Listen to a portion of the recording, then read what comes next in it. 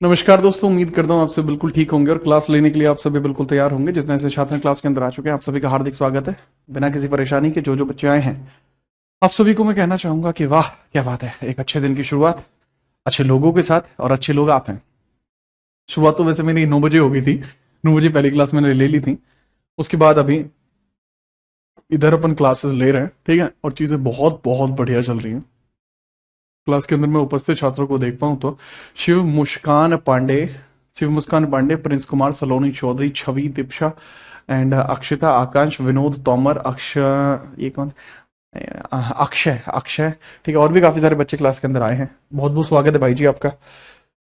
Last class में जो topic चल रहा था वो हम पहुंच चुके थे। आर्टिकल 97 आपका क्लियर हो गया था। आर्टिकल 99 और देख लेंगे इसमें, एंड देन हम आगे बढ़ जाएंगे। इसमें एक आर्टिकल 99 और देख लेंगे, देन हम बढ़ जाएंगे प्रोसेसेस ऑफ पार्लियामेंट। पार्लियामेंट की जितनी भी प्रक्रियाएं होती है, पार्लियामेंट्री प्रोसीजर्स हैं, उन पे हम चले जाएंगे। एक आर्टिकल 99 और देख लेंगे, ठीक है। चलो, welcome to the special class. तुम्हें अच्छा लगता है पढ़ना है? अच्छा, तुम्हें मेरे पढ़ाने में और बाकी लोगों के पढ़ाने में, मतलब कुछ भी पढ़ाने में, सेंस है पढ़ाने का, उसमें आपको डिफरेंस नजर आता है? मतलब इसकी बात नहीं कर रहा कि मैं सब्जेक्ट का कंपैरिजन नहीं कर रहा था आपसे, मैं सिर्फ होता है वे ऑफ डिलीवरी थॉट्स, ठीक है, या फिर बात बताने का कोई भी नजरिया तरीका है, इसको बताऊं। मध्यकालीन हिस्ट्री स्टार्ट हो चुका है बाबू कल। हाँ, कल चली तो थी आदित्य। अब इधर ना आप इसको पढ़ना शुरू करो आप, ठीक है। चलो, सैलरी एंड अलाउंसेस वगैरह इन सबको अपन देखते हैं। ये हो गया था। एक हेडिंग डाल लीजिए आर्टिकल 99। एक हेडिंग डाल लीजिए आर्टिकल 99, फिर हम आगे अगला पॉइंट स्टार्ट करेंगे। आर्टिकल 99 की बात करता है oath of MPs. Sir 97 Hindi में बता दीजिए। अच्छा, आप लिख लेंगे राज्यसभा, राज्यसभा तथा लोकसभा, राज्यसभा तथा लोकसभा के अध्यक्ष व सभापति के अध्यक्ष व सभापति के सभापति के वेतन व भत्ते, के वेतन व भत्ते। लो, हिंदी में लिख लो, ठीक है। चलिए, थैंक यू।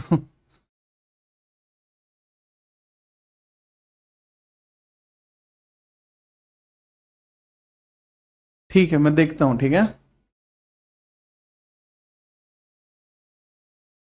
99 में हम बात करते हैं। 99 देखिए, आर्टिकल 99 ये किस बारे में चर्चा कर रहा होता है उसके बारे में हम देखते हैं। आर्टिकल 99 क्या है? बहुत जोर का आर्टिकल है आर्टिकल 99। ये एमपीज की शपथ के बारे में बात करता है।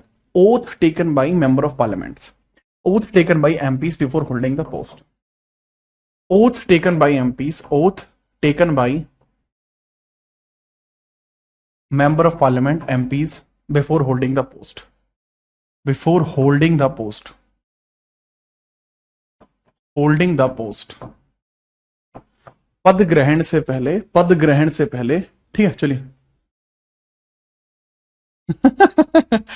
भाई आपका डायलॉग मुझे बहुत बहुत तगड़ा लगा अभी, बहुत बढ़िया था ये, ठीक है। इसको हम बोलते हैं सांसदों की शपथ का उल्लेख, राइट। तो सांसदों की शपथ का उल्लेख कहां दिया गया है? दरअसल इसमें सिर्फ ये बताया, देखो सांसदों की जो शपथ होंगी, इनकी उल्लेखना तो दी गई है आपकी शेड्यूल 3 में। इसकी जो उल्लेखना है, इसकी जो उल्लेखना है, यानी इसका जो डेस्क्रिप्शन है, इसका जो डेस्क्रिप्शन है यानी उल्लेखना जो है, वो तो दिया गया है बाबू कहां? शेड्यूल 3 में दिया गया है। बट पता पॉइंट क्या है? यहां पर यह लिखा गया है कि ये जो शपथ है, ये जो शपथ कराई जाएंगी, यहां पे ये लिखा गया है कि जो भी सांसदों की शपथ है, यह कराने की जिम्मेदारी राष्ट्रपति की होगी। ये शपथ कौन दिलाता है? तो यह लिखा गया है कि इसके जो प्रावधान होंगे, oath taken by MPs before holding the post, provisions, provisions, oath taken provisions की बात की गई, प्रावधानों की। ओथ टेकिंग प्रोविजंस की बात की गई बाबू, यहां प्रावधान बताए गए। शपथ प्रावधान उल्लेख है यहां, शपथ प्रावधान उल्लेख बाबूजी यहां पर है, शपथ प्रावधान उल्लेख बाबूजी यहां पर है। अब ना हमारा दिमाग क्या कहता है कि हम इसके बारे में आपको चर्चा करें, राइट। तो इसके बारे में आप याद रखना, राष्ट्रपति के द्वारा यह शपथ दिलाई जाती है, राष्ट्रपति के द्वारा यह शपथ दिलाई जाती है, राष्ट्रपति द्वारा यह शपथ दिलाई जाती है, यह शपथ दिलाई जाती है, दिलाई जाती है। This is admin by president, oath by the president, बस इतना याद रखना, oath by president, oath by the president. तो ओथ कौन दिलाता है बाबू? प्रेसिडेंट इस शपथ को दिलाता है। यह पॉइंट है खाली और खाली। 98 जरूरी नहीं है, यह संसदीय प्रक्रिया का हिस्सा होता है राहुल। वो केवल और केवल बताता है कि किस प्रकार से लोकसभा के स्पीकर और सभापति के लिए नियम व कानून बनते हैं, सिर्फ इतना है। अरे हिस्ट्री कंप्लीट हो गया तिवारी,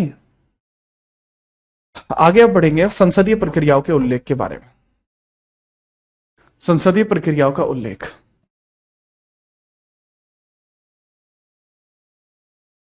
हेडिंग डालिए, संसदीय प्रक्रियाओं का उल्लेख, संसदीय संसदीय प्रक्रियाओं का उल्लेख। तो संसद की जो भी प्रक्रियाएं हैं उनके उल्लेखीकरण के बारे में अपन चर्चा करने वाले हैं। पुट ऑन द हेडिंग, जिसके बारे में हम चर्चा करेंगे अब, संसदीय प्रक्रियाओं का उल्लेख, उसकी हम हेडिंग करेंगे, बातें करेंगे।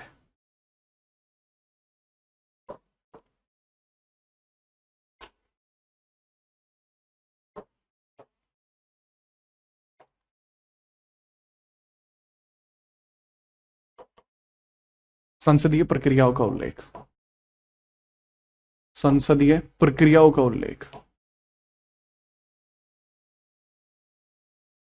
प्रक्रियाओं का उल्लेख।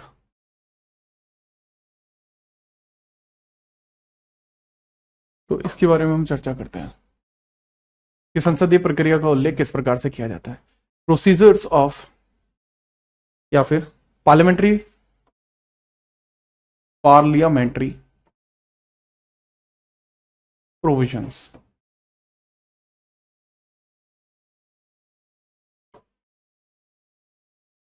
इधर चाहें तो एक्सपेंशन भी लिख सकते हैं, एक्सपेंशन ऑफ,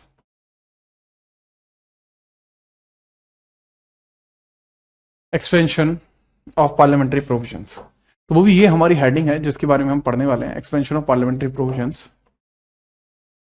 ये हेडिंग है, इसमें ना कई सारे आर्टिकल्स आएंगे, ऐसा नहीं है कि केवल एक ही आर्टिकल आएगा, कई सारे आर्टिकल आएंगे। सबसे पहले हेडिंग डालेंगे आर्टिकल 100, ठीक है। चलिए article 100,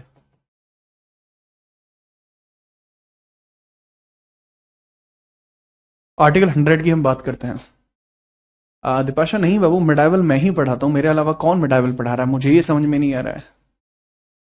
medieval history, modern history मैं ही पढ़ाता हूँ आपको। आपका बैच कौन सा है दिपाशा? आर्टिकल 100 की बात करते हैं, इसमें क्या लिखा हुआ है। पहले इसमें ये चीज लिखी हुई है, गणपूर्ति का उल्लेख इसमें दिया गया है कि जब तक गणपूर्ति नहीं होगी तब तक संसदीय कार्यवाही प्रारंभ नहीं की जा सकती, ठीक है। चलिए, गणपूर्ति न होने पर, गणपूर्ति गणपूर्ति जब तक नहीं होगी, जब तक नहीं होगी, गणपूर्ति जब तक नहीं होगी, संसदीय प्रक्रिया जारी रहेगी, संसदीय प्रक्रिया प्रारंभ नहीं होगी, बैठक या प्रक्रिया प्रारंभ नहीं होगी, प्रारंभ नहीं होगी, नहीं होगी, ठीक है। चलो इसको लिख सकते हैं, quorum number is minimum requirement to start parliamentary procedures. Quorum number required to start parliamentary procedure, parliamentary procedure।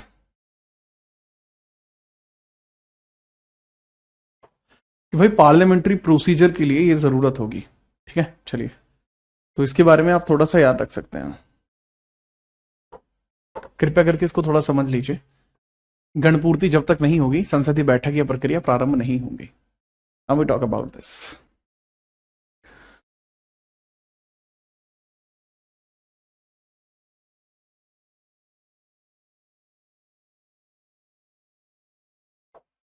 आप कृपया करके इसको लिख लीजिए, कॉरम नंबर वाली बात को, कि कॉरम नंबर रिक्वायर होंगे पार्लियामेंट्री प्रोसीजर को स्टार्ट करने के लिए गणपूर्ति जब तक नहीं होगी, संसदीय प्रक्रिया प्रारंभ नहीं होगी। पहला पॉइंट होता है। कॉरम नंबर क्या होता है?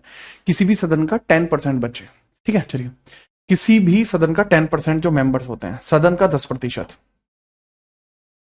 सदन का 10% होता है कॉरम नंबर 1/10। कहने की बात यह है जैसे लोकसभा है, जैसे मैं मान के चलूं लोकसभा है, तो लोकसभा आपको देखने को मिल गई, हाँ जी सर लोकसभा है, तो लोकसभा के अंदर टोटल मेंबर कितने हैं? ठीक है, वर्तमान में सदस्य कितने? वर्तमान सदस्य, सर वर्तमान सदस्य हमें पता लग गई कि वर्तमान सदस्य हैं 543।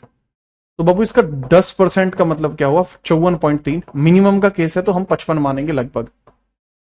तो जब तक 55 सदस्य नहीं आएंगे तब तक लोकसभा की मीटिंग स्टार्ट नहीं होगी। ठीक है, तब तक लोकसभा की मीटिंग स्टार्ट नहीं होगी। ठीक है, that is the point. Same चीज आपको राज्यसभा में देखने को मिलती है, राज्यसभा में देखने को मिलती है।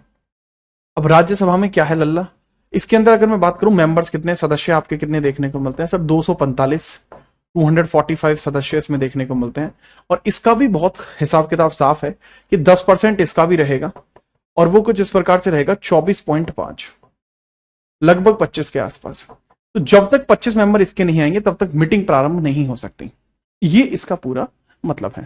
ठीक है, चलिए, ठीक है, मैं देख लूंगा दीपाशा।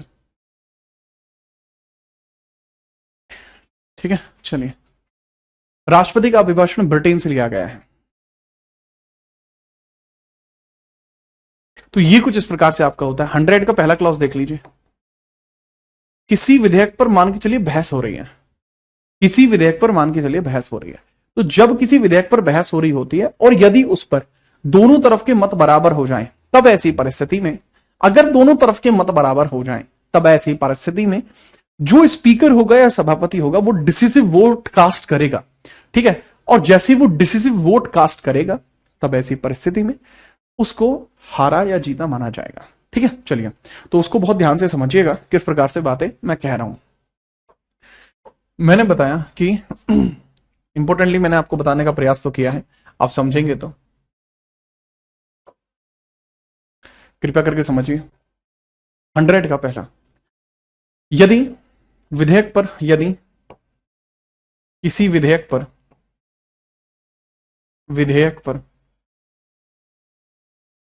मतदान दोनों ओर बराबर हो जाए, मतदान दोनों ओर बराबर हो जाए, मतदान दोनों पक्षों में बराबर हो जाए, बराबर हो जाए, तब, जैसा मैंने बताया, यदि किसी विधेयक पर मतदान दोनों पक्षों में बराबर हो जाए, तब निर्णायक मत स्पीकर या सभापति डालेगा। तब निर्णायक मत स्पीकर या सभापति डालेगा,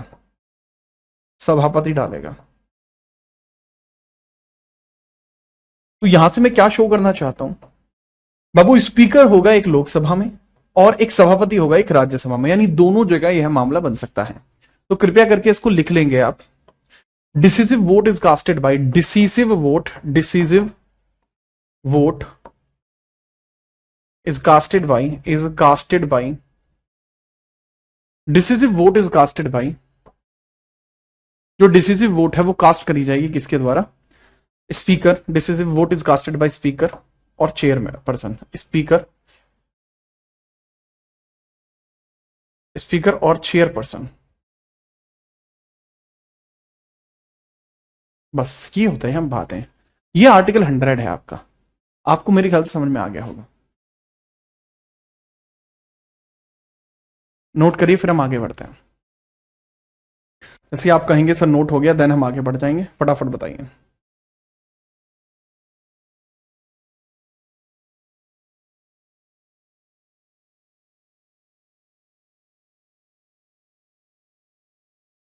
अरे भाई, जिसको भी वो हिस्ट्री वाला एरर है मैं उसको सही करा दूंगा। आज की जो शाम को क्लास होगी ना 5 बजे वाली, उसमें सही हो जाएगा वो।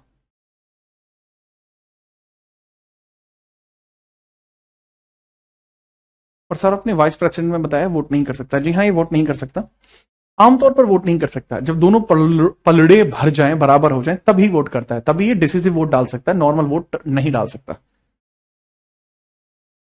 ठीक है यादव जी। आगे हम बढ़ते हैं, आगे हम देखते हैं आर्टिकल 101। आर्टिकल 101 की बात करते हैं। आर्टिकल 101, सांसद को पदमुक्त करने की प्रक्रिया। सांसद को पदमुक्त करने की प्रक्रिया। पदमुक्त करने की प्रक्रिया।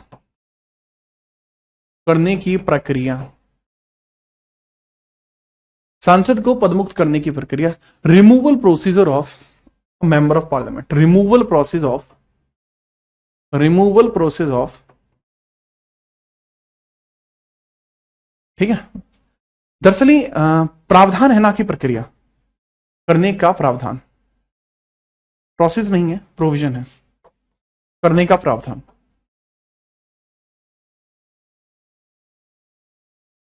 रिमूवल प्रोविजन है बाबू, ना कि प्रोसेस। Provision of MP. एक सांसद को उसके पद से आप कब हटा सकते हैं, देखते हैं जी। एक सांसद को उसके पद से आप कैसे हटा सकते हैं। पहला पॉइंट है कि सर जी, यदि उसकी नागरिकता समाप्त हो जाए,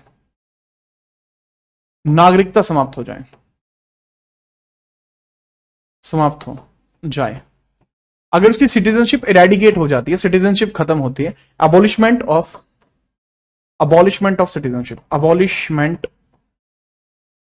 सिटीजनशिप, ऐसा हो सकता है।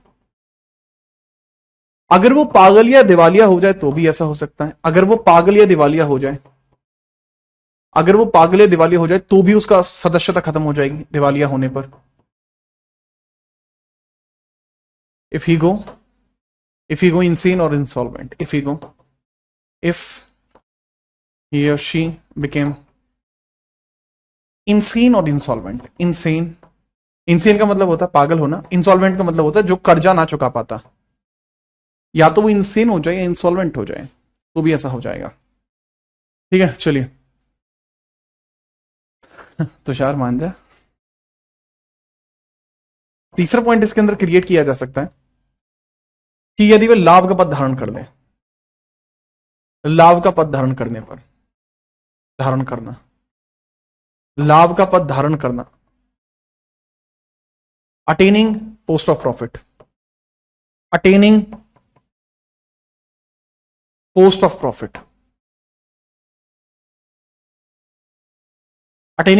प्रॉफिट, पोस्ट ऑफ प्रॉफिट अगर वो अटेन करता है। और इसमें एक क्लॉज है, यदि वो 60 दिन तक संसदीय सदन में उपस्थित नहीं होता। 101 का चौथा क्लॉज, 60 दिन तक संसदीय सत्र से अनुपस्थित। 60 दिन तक बगैर सूचना संसदीय सत्र में अनुपस्थित।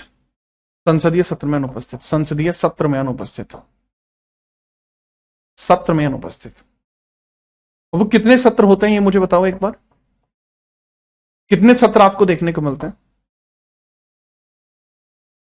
absent for 60 days without information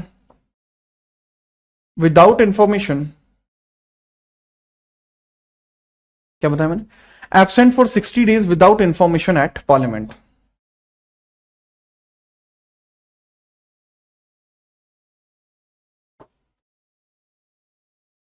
सांसद को, ठीक है चलो बाबू, अगर वो पार्लियामेंट्री सेशन से, पार्लियामेंट्री सेशन, अब मुझे आप ये बताओ कि पार्लियामेंट्री सेशन कितने होते हैं? 3 सत्र होते हैं, बहुत बढ़िया। जो बजट वगैरह होते हैं ना, उनकी बात कर रहा हूं। अगर वो उसमें अनुपस्थित रहता है तो उसका सदस्यता रद्द हो जाएगा। नेक्स्ट, आर्टिकल 102, इसमें कुछ विशेष प्रावधान है। विशेष परिस्थितियों में सदस्यता रद्द होना,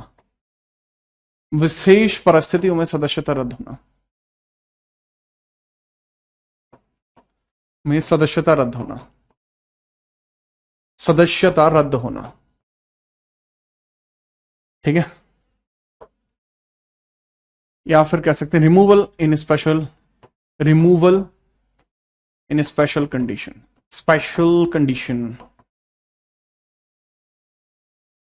कि विशेष परिस्थितियां क्रिएट हुई और उसको उसके पद से हटा दिया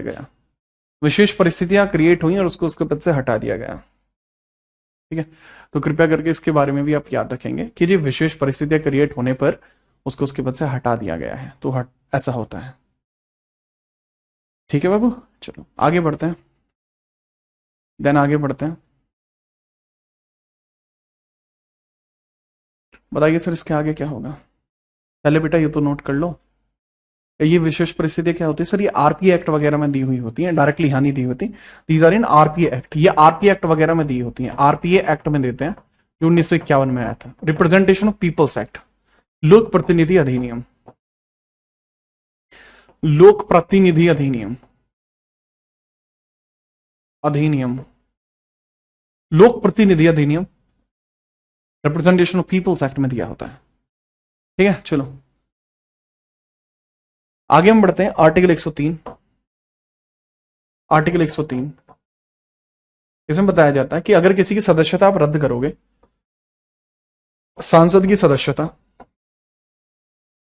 सदस्यता राष्ट्रपति रद्द करेगा,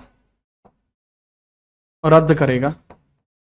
और इसके लिए राष्ट्रपति सलाह किससे लेगा, इसके लिए राष्ट्रपति सलाह किससे लेगा, बताओ किससे लेगा, इलेक्शन कमीशन ऑफ इंडिया से। सलाह या एडवाइस जो करेगा ना वो यहां किससे करेगा, इलेक्शन कमीशन ऑफ इंडिया से। Election commission of India, election commission of India, of India किससे सलाह करेगा, इलेक्शन कमीशन ऑफ इंडिया से वह सलाह करेगा। यानी इलेक्शन कमीशन ऑफ इंडिया का मतलब क्या हुआ कि भाई भारत का जो इलेक्शन कमीशन है सिर्फ वो चुनाव आयोग, चुनाव आयोग सलाह देगा तो करेगा। इसके बाद हम बात करते हैं आर्टिकल 104 की। अगर आप इन दोनों को लिख चुके हो तो आर्टिकल 104 देखो अब बाबू। आर्टिकल 104, अमान्य सदस्यता के साथ संसदीय सत्र में बैठने पर 500 रुपए का जुर्माना होगा। अमान्य सदस्यता के साथ, अमान्य सदस्यता के साथ, अमान्य सदस्यता के साथ संसदीय सत्र में बैठना, संसदीय सत्र में बैठना, सत्र में बैठना, में बैठने पर, जैसा मैंने बताया, अमान्य सदस्यता के साथ संसदीय सत्र में बैठने पर 500 रुपए का जुर्माना होगा। कितने का जुर्माना होगा बाबू, 500 का जुर्माना होगा, 500 का जुर्माना, 500 जुर्माना। सर ये बहुत कम नहीं है, ये तो मजाक वाली बात हुई। दरअसली बाबू हाँ मजाक वाली बात तो है, बट अगर वो दोबारा बैठेगा तो कानूनी कार्रवाई होगी। ये 500 का जुर्माना केवल पहली बार के लिए होगा, पहली बार। अगर वो दोबारा बैठता है तो उसके ऊपर कानूनी कार्रवाई। इसको बोलते हैं बेसिकली एडजेसेंट क्राइम बोलते हैं इसको, या इसको सब्सटेंटिव भी बोल देते हैं कई बार, मतलब रिपीटेटिव नहीं होना चाहिए। पुनः बैठने पर कानूनी कार्रवाई, पुनः पर कानूनी कार्रवाई की जाएगी, कानूनी कार्यवाही की जाएगी, कार्यवाही की जाएगी, कानूनी कार्यवाही की जाएगी। यानी बेसिकली आपकी कानूनी कार्रवाई, लॉ, लॉ प्रोसेसिंग आपके ऊपर होगी, लॉ, लॉ प्रोसीडिंग्स होगी, सेटिंग्स आपको देखने को मिल जाएंगी, लॉ प्रोसीडिंग्स आपको देखने को मिल जाएंगी। ठीक है, चलिए अगर आप 102, 103, 104 समझ चुके हैं तो आगे बताइए 105 की अपन बात करेंगे। बढ़िया आर्टिकल्स हैं ये, मेरी किताब के अंदर इन सबको मैंने उल्लेखित किया है, किताब के अंदर मैंने इनको सरल भाषा में लिखा है। किताब पहुंच गई आपके पास मेरी, भारतीय राज्य व्यवस्था, भारत चलता कैसे है, ये है मेरी किताब का नाम। अच्छी किताब है यार, वो एकदम क्लासी किताब है। अमान्य सदस्यता के सदस्य कौन होते हैं, अमान्य क्या है, बहुत जिसकी सदस्यता रद्द कर दी हो। मान के चलो राष्ट्रपति ने, आप जैसे राहुल, राहुल आप जो है सांसद थे कल तक, राष्ट्रपति ने आपकी सदस्यता रद्द कर दी, आप फिर भी नहीं मान रहे, आप फिर भी मीटिंग्स में जा रहे हो, तो आप अमान्य सदस्य कहलाएंगे।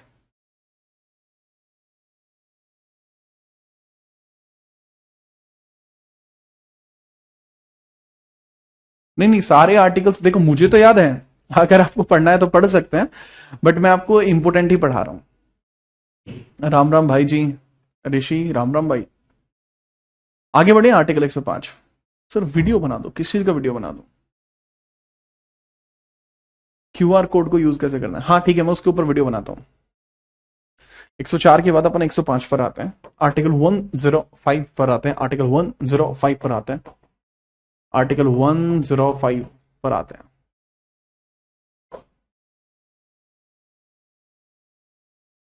आर्टिकल 105 के बारे में करते हैं चर्चा। आर्टिकल 105 के बारे में करते हैं चर्चा। डाल लीजिए हेडिंग। ठीक है, इसके अंदर क्या लिखा हुआ है? संसद में बोलने का अधिकार। संसद में बोलने का अधिकार, बोलने का अधिकार है भाई, बोलने का अधिकार। Right to speak in parliament, right to speak in parliament, right to speak in parliament, parliament, right to speak in parliament. आपके पास अधिकार होगा कि आप संसद में बोल पाए। यह दरअसल किसके लिए होता है? सांसदों के लिए होता है। यह सांसदों के लिए होता है, यह सांसदों के लिए होता है, यह सांसदों के लिए होता है, सांसदों के लिए होता है।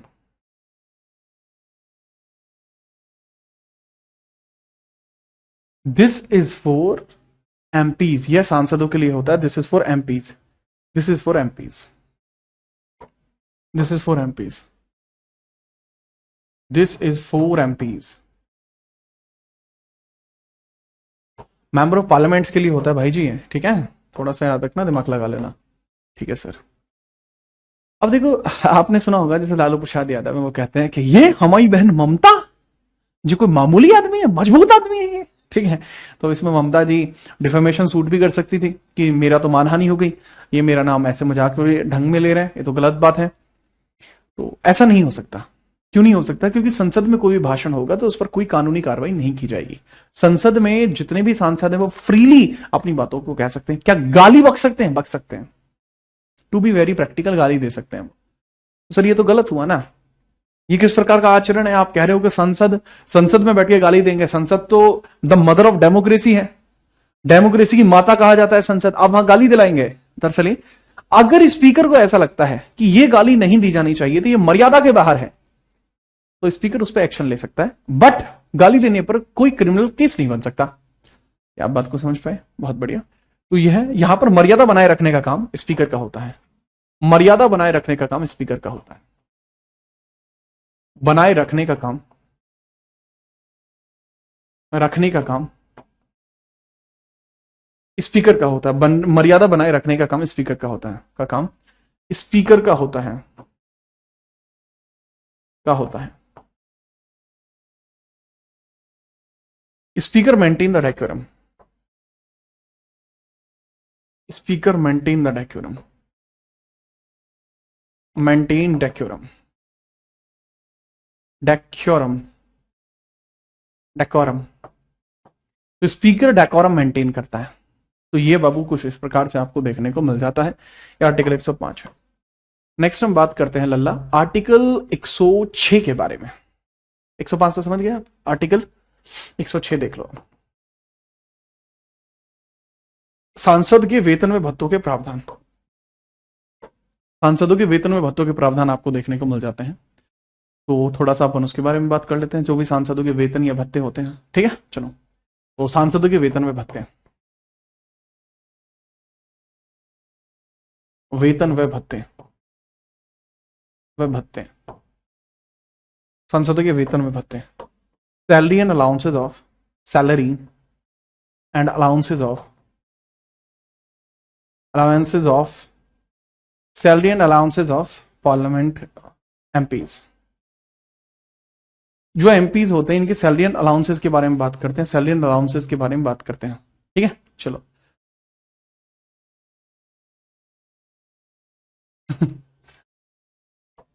ठीक है, तो इसकी हम बात करते हैं। इसमें पहले प्रोविजंस हैं। पहले है सांसद पद ग्रहण के बाद वेतन में कमी नहीं होगी। पद ग्रहण के बाद वेतन में कमी नहीं होगी। कमी नहीं होगी। बट एक पॉइंट इसमें लिखा हुआ है कि आवश्यकता पड़ने पर की जा सकती है। जैसे कोविड के केस में इनकी सैलरी 30% तक कम कर दी थी, वो सिंपल है। ठीक है, आवश्यकता पड़ने पर की जा सकती है, आवश्यकता पड़ने पर हो सकती है, आवश्यकता पड़ने पर हो सकती है, पढ़ने पर कम हो सकती है, हो सकती है। ठीक है, चलो। Can be reduced in need, can be reduced in special case, can be reduced in special case, कि स्पेशल केस में वह कम हो सकती है। ठीक है सर जी।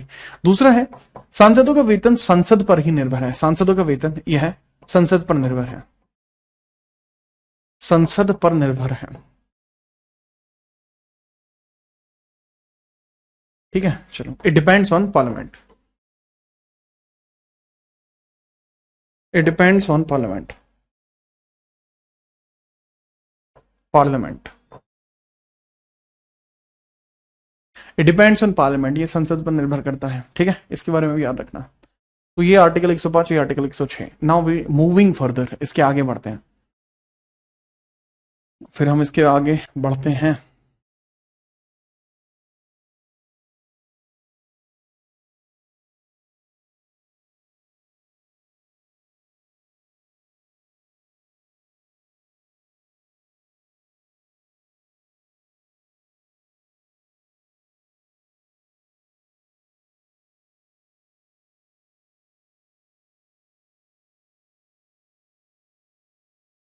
चलने भाई।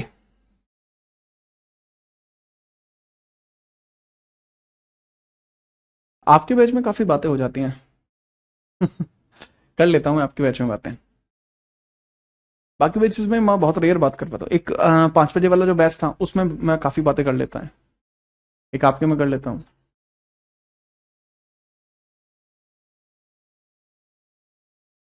आर्टिकल अब 107 की बात करते हैं, साधारण विधेयक क्या होता है।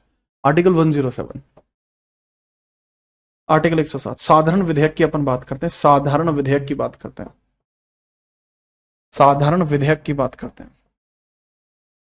अब ये साधारण विधेयक क्या होगा, इसको साधारण विधेयक को हम क्या बोलेंगे, इसको बोलेंगे ऑर्डिनरी बिल, ऑर्डिनरी बिल। जिस बिल को पारित कराने के लिए साधारण बहुमत चाहिए, जिस बिल को पारित कराने के लिए, जिस विधेयक को पारित कराने के लिए, जिस विधेयक को पारित कराने के लिए, जिस विधेयक को पारित कराने के लिए, जिस विधेयक को पारित कराने के लिए साधारण बहुमत चाहिए, साधारण बहुमत चाहिए, साधारण बहुमत चाहिए, साधारण बहुमत चाहिए, साधारण बहुमत चाहिए।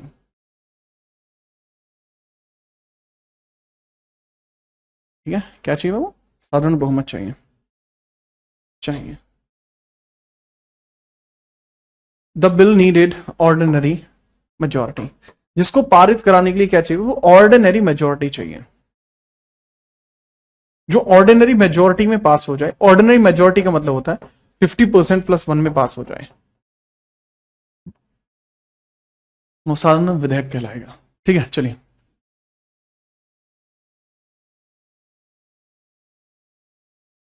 सनी, नोट हो गया, नोट हो जाए तो भैया बता देना सन्नी भाई, फिर हम आगे बढ़ जाएंगे, अगर आप नोट कर लें तो।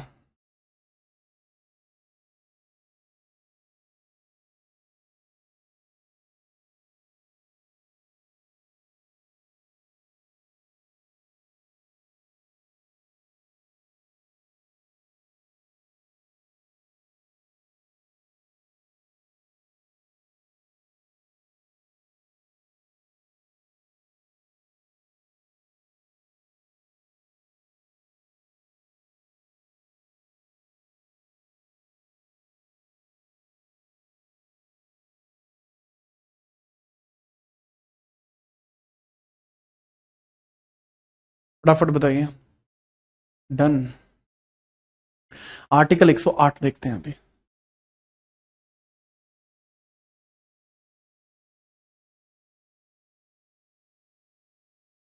Thank you Yadav ji. यादव तुम्हें मुझे मक्खन लगाने की जरूरत नहीं है, ठीक है। आर्टिकल 108 देखते हैं। आर्टिकल 108 में क्या है बाबू? संयुक्त अधिवेशन। अभी यहां हम संयुक्त अधिवेशन की बात करते हैं। ये राष्ट्रपति की शक्ति होती है वैसे तो, ये वैसे तो राष्ट्रपति की शक्ति होती है, बट चलिए लेट्स टॉक अबाउट इट।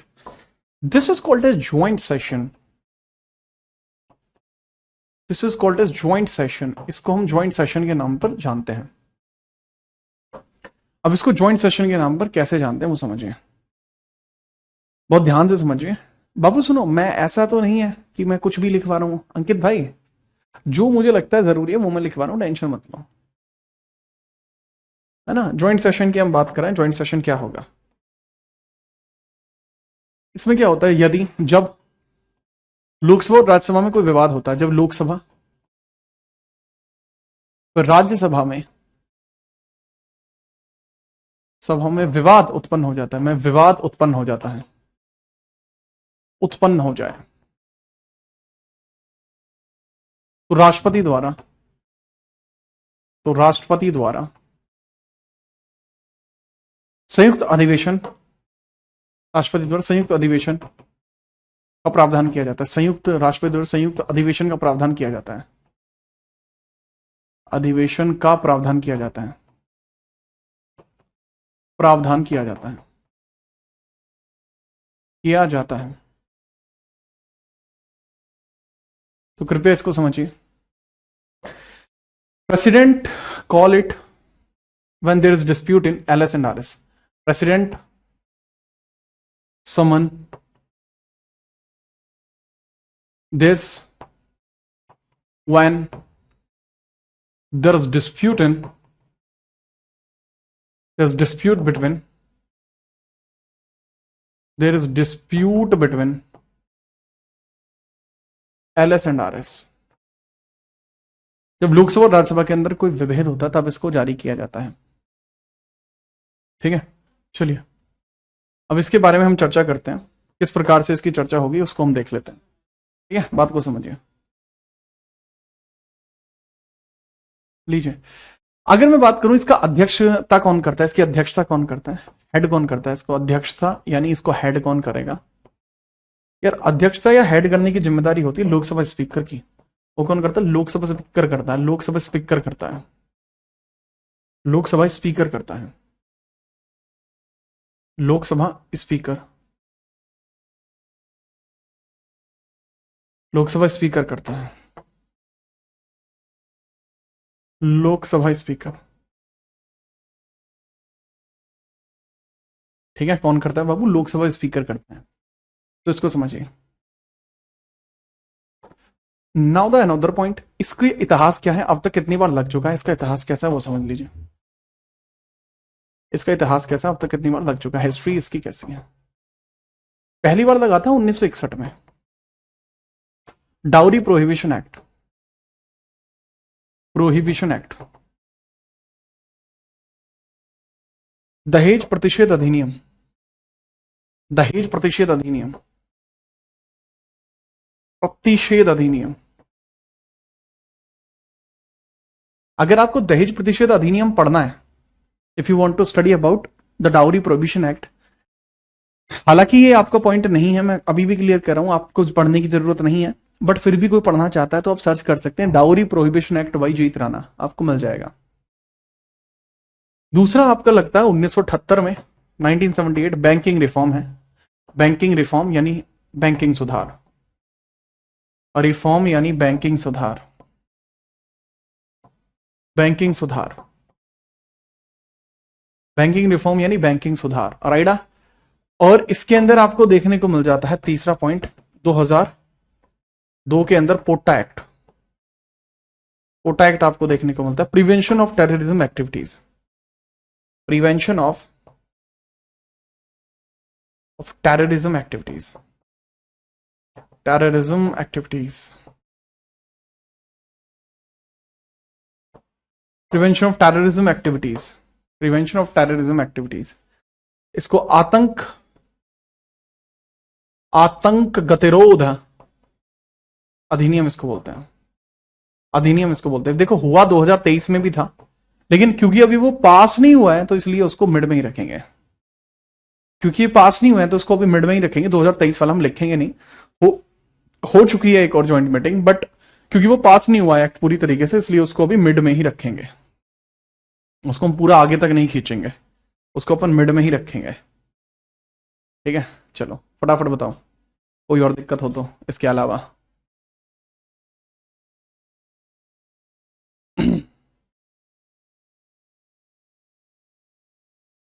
फटाफट बताओ भाई जी।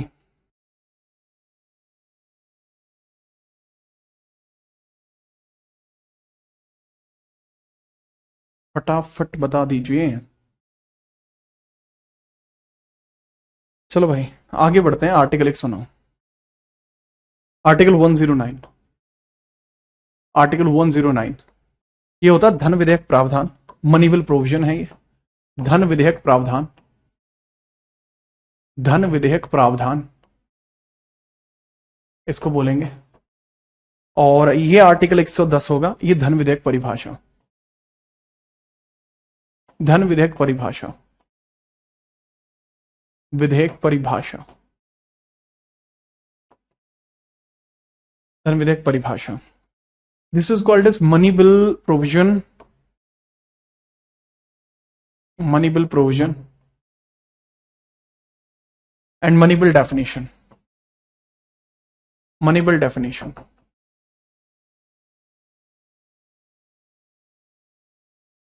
है ना, तो पहले ना मनी बिल की डेफिनेशन हम देख लेंगे, देन मनी बिल के प्रावधान हम देख लेंगे। सबसे पहले परिभाषा देख लेते हैं, क्या होता है मनी बिल, होता क्या, इसकी डेफिनेशन क्या है। ठीक है, चलिए देखते हैं वो मनी बिल की डेफिनेशन क्या है। क्या हुआ पूछे आपको, ये है ऐसा विधेयक, ऐसा विधेयक जो स्पष्ट तौर पर जो प्रत्यक्ष धन के लाभ, धन लाभ, धन लाभ या धन हानि को दर्शाए, धन हानि दर्शाए, धन हानि से संबंधित हो, संबंधित हो, संबंधित हो। Act directly related to, act directly related to, related to money loss और प्रॉफिट। मतलब इसमें सर्विस नहीं, सीधा पैसा होना चाहिए, सीधा पैसा।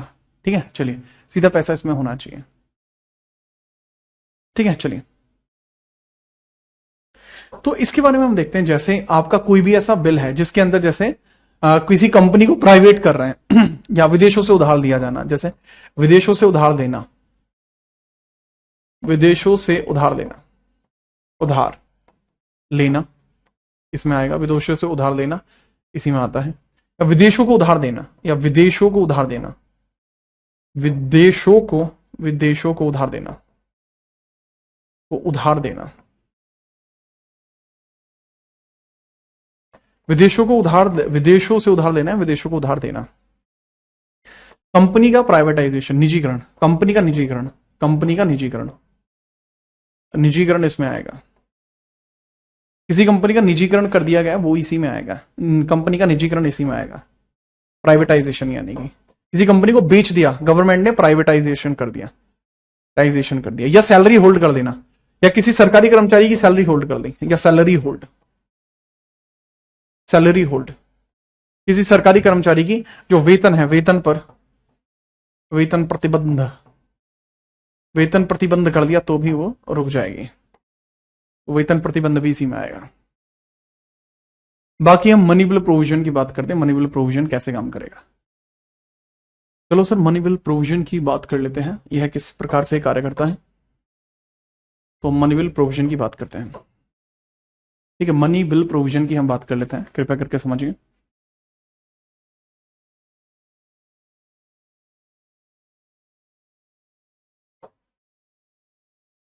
बताइए सर, मनी बिल प्रोविजन की हम चर्चा कर लेते हैं, बात बताइए इसकी। तो मनी बिल का प्रोविजन है और इसके बारे में हमें चर्चा करनी है। कृपया करके समझिए और समझने का अब प्रयत्न भी कीजिए। बताइए सर, हम समझ भी रहे हैं और सुन भी रहे हैं, ठीक है भैया जी। तो इसमें आप समझना कि इसको पेश करने से पहले राष्ट्रपति की अनुमति चाहिए। करने से पहले राष्ट्रपति की अनुमति चाहिए, राष्ट्रपति अनुमति चाहिए, अनुमति आवश्यक। जनरली क्या होता है कि कोई भी बिल है वो पहले पेश हो जाएगा, कोई भी बिल है वो पहले पेश हो जाएगा लोकसभा में, देन राज्यसभा में, देन राष्ट्रपति के पास। इसमें उल्टा होता है, पहले राष्ट्रपति के पास से पास होता है। ठीक है, चलो। यूपी कांस्टेबल में लगभग पॉलिटी के 38 में से 4 से 5 क्वेश्चन आते हैं। सबसे ज्यादा जीएस का वेटेज होता है और उसमें पॉलिटी सबसे ज्यादा मैक्सिमम पूछी जाती है। ठीक है, याद रखना। President permission is required, permission is required, is required. केवल लोकसभा में पेश हो सकता है, केवल लोकसभा में पेश, केवल लोकसभा में पेश होता है, लोकसभा में पेश होता है और कहीं पेश नहीं होता। Only present to LS, only present to LS,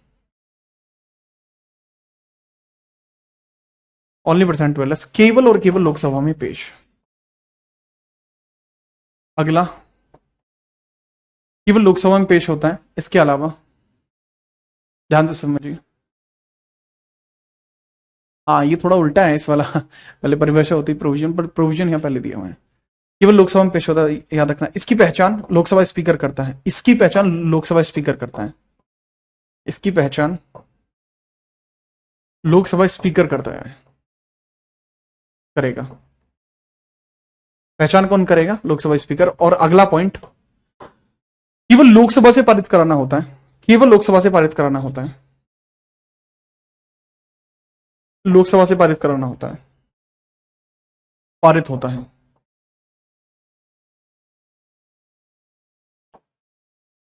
only pass from, only pass from Lok Sabha, only pass from, only pass from Lok Sabha. कि भाई कहां से पास होगा? केवल और केवल लोकसभा से पास होगा। Only pass from Lok Sabha, only pass from Lok Sabha. And इसके अंदर यह भी बताया जाता है कि लोकसभा से तो पास होगा ही होगा, एंड जो राज्यसभा होगा वो केवल इसको 14 दिन तक होल्ड कर सकती है। Rajya Sabha can only hold for maximum और max 14 days, can hold for maximum 14 days। कितने दिन के लिए होल्ड कर सकती है? केवल और केवल 14 दिन के लिए इसको होल्ड कर सकती है, याद रखना। राज्यसभा में केवल 14 दिवस के लिए रह सकता है, राज्यसभा में केवल, राज्यसभा में केवल 14 दिन रह सकता है, 14 दिन रह सकता है, सकता है।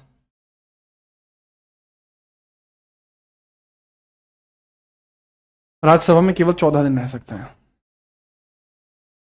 कितने दिन रह सकता है? 14 दिन रह सकता है राज्यसभा में, केवल और केवल 14 दिन रह सकता है। और उसमें भी राज्यसभा कैंसिल नहीं कर सकती, केवल केवल रहेगा।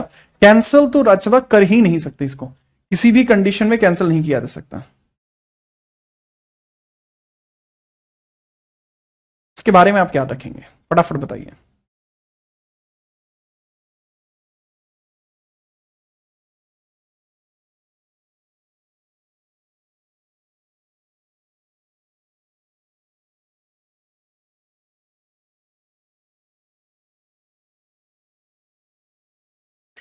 ठीक है बाबू, चलिए तो आज के लिए इतना रखेंगे। नेक्स्ट आर्टिकल 111 आपने पढ़ रखा है।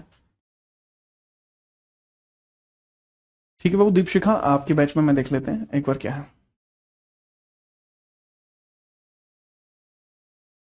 हाँ, राज्यसभा एमपी इस पर कुछ नहीं कर सकते, वो केवल इस पर बहस कर सकते हैं, इस पर कुछ और चीजें चेंज नहीं करा सकते। ठीक है, अब आगे आप जो देखते हैं आर्टिकल 111, आर्टिकल 111 आप पढ़ चुके हैं ऑलरेडी। अगली क्लास में हम आर्टिकल 112 का जिक्र कर रहे होंगे यहीं पर। एनुअल फाइनेंशियल स्टेटमेंट, कल फ्राइडे है, कल भी क्लास आपकी होगी, कल ही इसमें मिलेंगे। ठीक है, चलिए। ठीक है, वो लेखपाल बैच के अंदर वीडियो चली जाएगी। और बताओ, ठीक है, चलो आज के लिए इतना ही, कल मिलते हैं। ठीक है, चलिए। सर आपका प्रसन्नता बहुत तगड़ा है। अच्छा, पर्सनैलिटा, अच्छा अच्छा, पर्सनैलिटा बहुत तगड़ा है, थैंक यू। तो पारित का पास, पारित की इंग्लिश होती है pass. It is only needed to pass from the Lok Sabha and it is not needed to pass from the Rajya Sabha. Rajya Sabha can hold it for maximum of the 14 days, none more than that. हाँ हाँ, ठीक, शिका हमें पता है। ठीक है, चलिए मिलते हैं, तब तक ले जय हिंद, वंदे मातरम।